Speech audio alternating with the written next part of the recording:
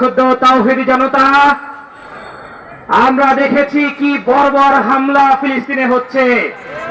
বাংলাদেশের পক্ষ থেকে আমরা আমাদের দায়িত্বশীল পর্যায়ে বা সরকারের পক্ষ থেকে শুধু মায়া কান্না দেখি, কিন্তু আমরা তাদের সার্বিক কার্যক্রমে মনে করি তারা ইসরায়েলের দালাল। ঠিক কিনা বন্ধুগণ?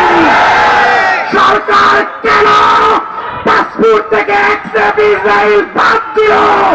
তার মানে তারা তলে তলে ইসরায়েলের সাথে সম্পর্ক করে।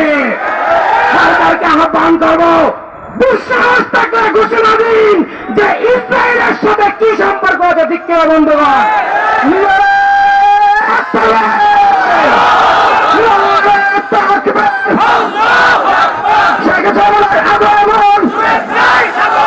শুভেচ্ছা স্বাগতম ইসরায়েলের বিরুদ্ধে ডাইরেক্ট অ্যাকশন।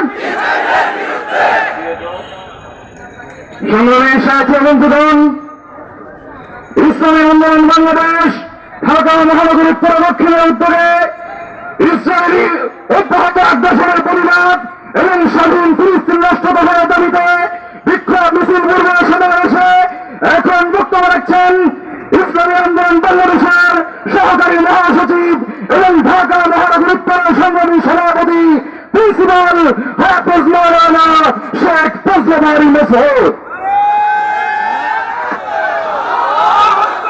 আলহামদুলিল্লাহ ওয়াসসালাতু ওয়াসসালামু আলা রাসূলিল্লাহ।